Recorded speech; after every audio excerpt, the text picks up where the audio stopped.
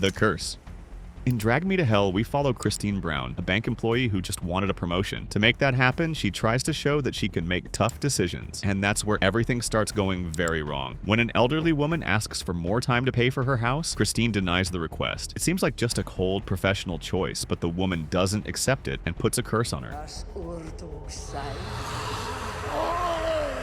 From that point on, Christine becomes the target of Lamia, a demon that will torment her for 3 days before literally dragging her soul to hell. During those days, Christine looks for spiritual help, takes part in rituals, makes sacrifices. She tries everything, and in the end, it seems like she made it. She returns a cursed button, which was the object connected to the curse, to the old woman's grave, ending the cycle. Or at least that's what she thinks. In the final scene, everything seems resolved. There's that feeling of relief, lighter music, and then Christine finds out she made a mistake. She put the button in the wrong envelope. In other words, the curse was never broken, and then there's no chance to fix it. The consequence comes immediately. She gets taken right there, in public, in front of her boyfriend, in a fast and completely unexpected way.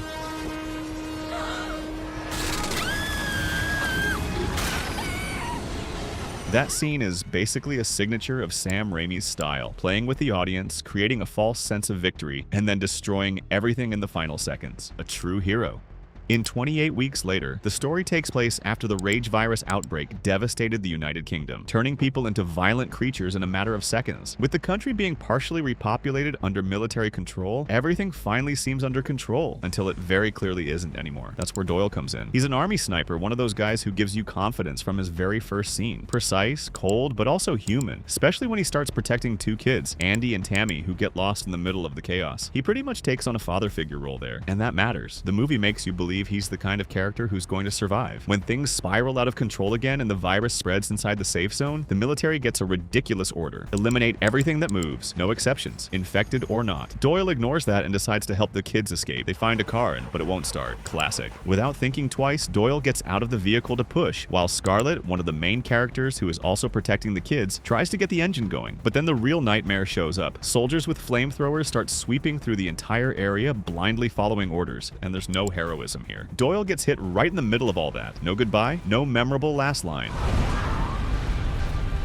Just Scarlett, Andy, and Tammy watching, unable to do anything, while the only person trying to save them just disappears into the chaos. The fake final girl. In Friday the 13th from 2009, everything leads you to believe that Jenna Montgomery is the classic final girl. She's smart, makes better decisions than the rest of the group, survives until the end. Basically the full package of someone who's going to escape Jason. But then the movie decides to break that rule with absolutely no warning. At the climax, Jenna is with Clay Miller, who is looking for his missing sister, and Whitney herself, who is finally rescued from Jason Voorhees' underground lair. The three of them manage to escape through the tunnels, desperately running to get out of that hell, and it really looks like it's going to work. They get close to the exit, the light appears, that classic feeling of, okay, they made it, except no. Jenna is the last one to get out. She reaches her hand out for Clay to pull her, and in that exact moment, Jason appears behind her out of nowhere. No warning. The machete goes through her back and ends everything right there. Before we talk about this bizarre death on the trampoline, don't forget to leave a like and subscribe to the channel. It really helps us out. The Trampoline. In Thanksgiving,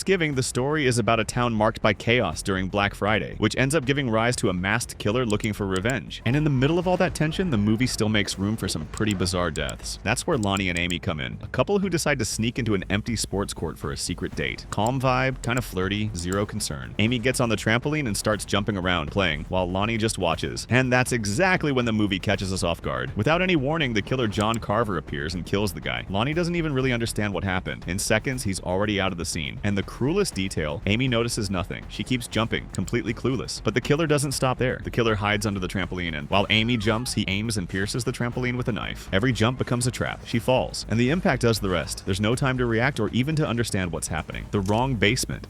In Barbarian, the movie messes with you from the beginning, making it seem like Keith is the danger, but it's all a distraction. We meet Tess arriving at an Airbnb that's already occupied by him, weird vibe, distrust in the air, and the script plants that doubt, can you trust this guy or not? But then the real problem shows up. Tess finds a hidden door in the basement, and Keith, trying to be helpful or maybe just way too curious, decides to investigate. He goes down, disappears into the darkness, and things immediately go bad. When Tess goes after him, she finds him completely shaken, desperate, saying there's something down there, and you can tell he's not exaggerating. But the movie doesn't even let you breathe. Out of nowhere, a figure comes out of the shadows. It's the so-called Mother. She appears fast, violent, and kills Keith right there, smashing him against the wall without giving him any chance to react. And that's it. The character who seemed important is gone. This is the moment where the movie fully shifts. Up until then, you still think you're watching a suspense story about trust, human danger, maybe a creepy guy, but after that it becomes clear there's something way worse down there. The eyes. In Jeepers Creepers, the story follows siblings Derry and Trish, who are driving home when they end up crossing paths with a mysterious creature on the road. What seemed like just a normal trip turns into a terrifying chase with something not human hunting the two of them. Throughout the movie, Derry is built up as the main character, always trying to understand what's going on, even as the danger keeps growing. And since they manage to escape several situations, you get that feeling that at least one of them is going to survive. But the ending comes in to destroy that expectation. At the climax, the two of them end up cornered inside a police station. It feels like a safe place, full of people, cops, but the creeper simply breaks through everything without any effort. And then comes one of the most intense moments. The creature stops, looks at both of them, and chooses. Trish begs to be taken instead of her brother, but it doesn't matter. He grabs Derry and disappears, flying out the window. The next morning, the movie gives you that false hope, and you still think, maybe he got away. But no. In the final scene, we see the creature's lair full of bodies hanging like trophies, and there's Derry, dead, without his eyes. The camera gets closer, goes into the empty socket, and reveals that the creeper is now using what it took from him. And to make everything even more disturbing, the song Jeepers Creepers starts playing, specifically with the line, "Where'd you get those eyes?" It's maximum level uncomfortable.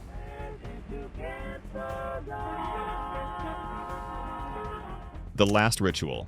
In Bring Her Back, the story revolves around Laura, a woman completely consumed by grief after the death of her daughter Kathy. At first, she just seems eccentric, but as the movie goes on, it becomes clear that she's willing to cross absolutely any line to bring her daughter back. And when I say any line, I really mean any. Andy is the one who realizes that something is very wrong in that isolated house. He tries to protect his sister Piper and even calls in outside help, bringing in a social worker to investigate the situation. In other words, he becomes a direct problem for Laura's plan. And then the movie goes completely off the rails. When Andy manages to prove to the social worker that there was something terrifying in that house, the two of them decide to run, and then Laura surprises us like this.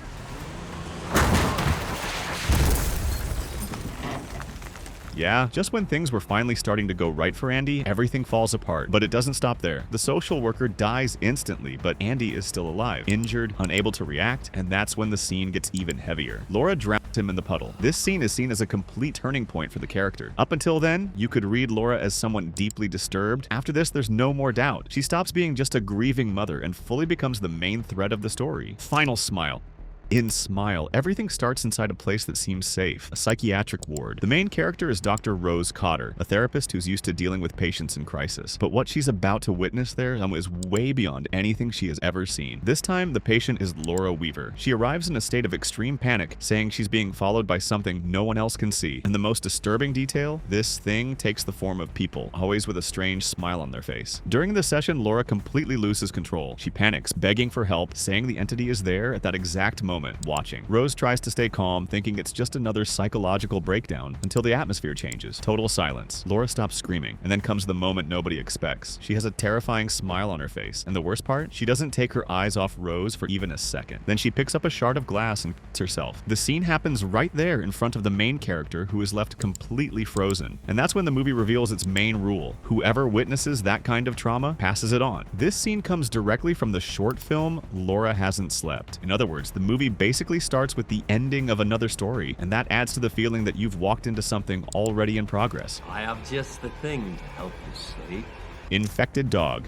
In I Am Legend, we follow Robert Neville, played by Will Smith, apparently the last man alive in New York after a virus devastated humanity. But he's not alone. By his side is Sam, his dog, his loyal companion, and basically the last emotional connection he still has to the world. And the movie makes that very clear. Sam isn't just a pet, she's everything to him. For a good part of the story, the two survive together, exploring the empty city, avoiding the infected, and keeping an almost normal routine in the middle of the chaos. That makes the audience let their guard down because it feels like even in such a heavy setting, there's still a safe zone there. But that doesn't last long. On one of their outings, Neville and Sam end up surrounded by infected. She jumps in to protect her owner and manages to do it. But in the process, something goes wrong. The danger doesn't end there. It's only getting started. Later, Neville realizes that something is wrong with her. And then comes the moment that catches everyone off guard. Sam was infected and is transforming. With no way out and no miracle solution, he understands what he has to do. This part of the movie is considered one of the most painful precisely because it breaks an unwritten rule of Hollywood, sparing animals. And here, I Am Legend completely ignores that.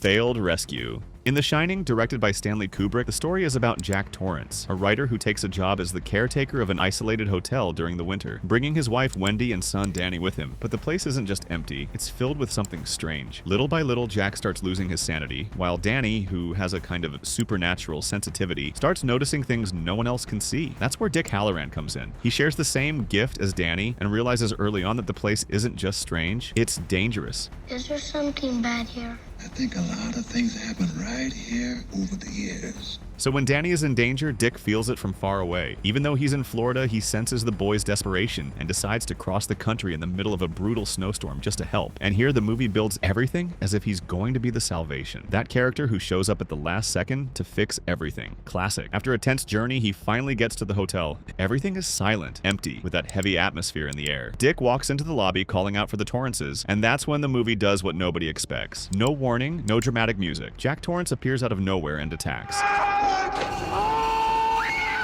The blow is direct and settles everything in seconds. Dick falls right there before he can do anything. His whole arc ends the moment he arrives. And that hits hard because the movie made you believe he was the hope. Something a lot of people don't know is that this death doesn't exist in Stephen King's book. There, Dick survives and helps save Danny and Wendy. In other words, Stanley Kubrick completely changed the character's fate, and that decision is one of the reasons the author never liked this adaptation. Here, there's no savior, just one more victim of the hotel. Surprise for the family. In Us, the story follows the Wilson family who go spend a few relaxing days at a beach house, trying to enjoy a peaceful vacation. But everything changes when identical versions of themselves start showing up, making it clear that there's a much bigger threat spreading around. And that's where the Tylers come in, the rich, charismatic friends who are completely unaware of the real danger. They work almost like a direct contrast to the main family. Everything in their lives seems easy, comfortable, until the threat shows up at their door too. And unlike the Wilsons, the Tylers don't get any time to understand what's happening. During the night, the attacks begin without delay. First the daughters, then the father, and finally the mother, who still tries to fight back, but even calling for help doesn't work. Then the film reveals who's behind it, their own copies, the so-called tethered. This sequence matters because it expands the threat. Up until then, it felt like something isolated happening to the main family. When the Tylers fall, the movie makes it clear this isn't happening to just one group. It's everywhere, and worse, nobody is ready for it. Deadly Bucket.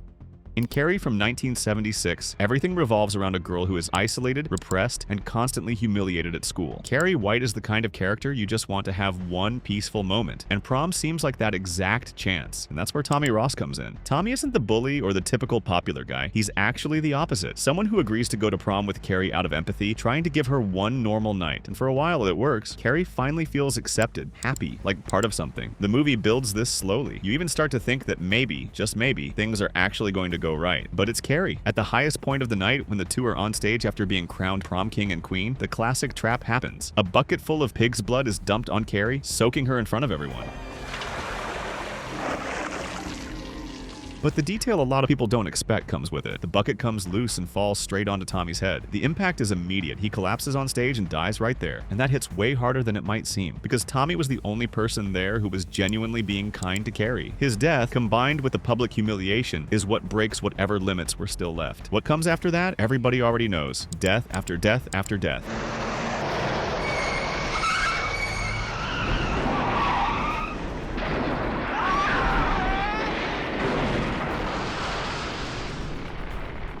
Cursed Mask.